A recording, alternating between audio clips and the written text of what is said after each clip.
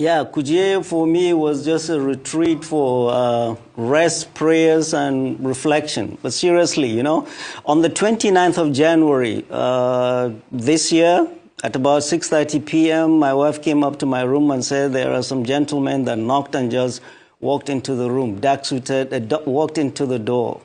They want to see me. They said I'm expecting them. I came downstairs in my jalabia, no hat, and flip-flop. And they said they are from the EFCC. They've come to take me to the EFCC. I said, guys, you haven't even introduced yourselves. So they just brought out their badge and said, oh, they're EFCC. Show me arrest warrant. Oh, we don't need that, sir. Okay? Allow me to go upstairs, change. They blocked me. They didn't let me. Allow my wife to go upstairs and bring me some change of clothing. They refused. We went outside. As we went outside, their bus was waiting outside. The driver was sitting, the engine was running. And there were 5 armed mobile policemen, some deployed behind the house, thinking I would run. I'm not a runner. So we went in, and I was sandwiched between an armed mopal and a young operative. And they were high-fiving themselves as if they had captured notorious Kachala Bello Turji. We went to the EFCC, went to the office of their boss, and he handed me a bunch of papers. What are these? These are your charges. Well, I don't need the charges if I don't have my lawyer here. Well, the guy was waiting to go home, and my battery had gone down, and I couldn't call my wife and to tell her where I was and how I was, and they wouldn't let me call her. And they just took me to the cells.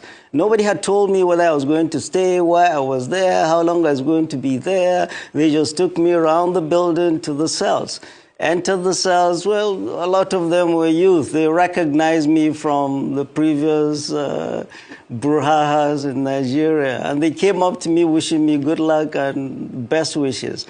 I had serious headache because, remember, I had fasted for over 14 hours by then. I hadn't eaten or drunk anything.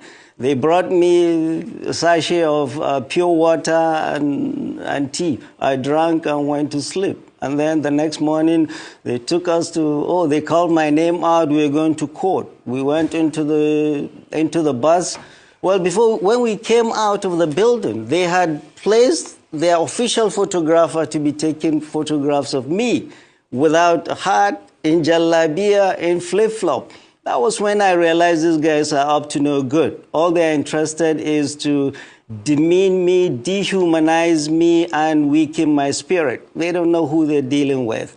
We went into the bus, and I was jokingly telling them, guys, haven't you forgotten the chains and the manacles? They busted out laughing and said, oh, guy, it hasn't reached to that. We went to court, and they were not ready. We had to come back to the EFCC again, and they upgraded me from 4 of us in a room to I alone in a cell. I was there in the EFCC for 6 days.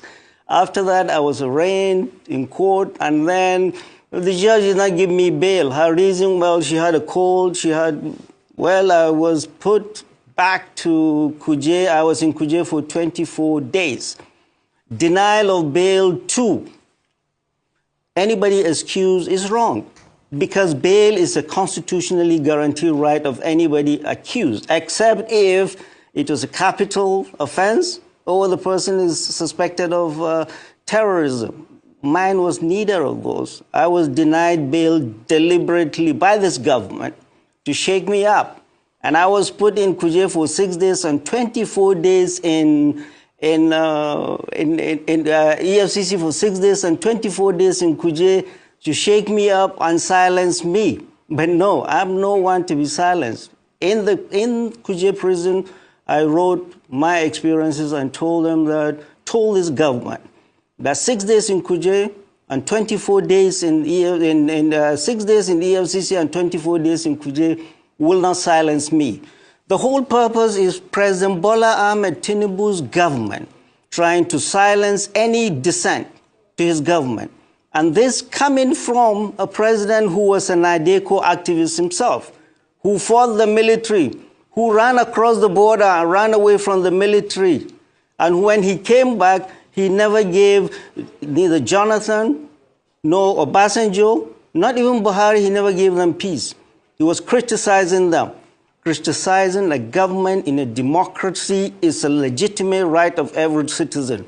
And President Bola Ahmed Tinubu is trying to stifle dissent in this country and is trying to make this country a one-party dictatorial state. We are not going to let that happen. We'll continue to speak up.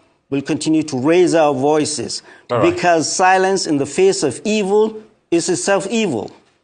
All right. Thank you. Yes, thank you.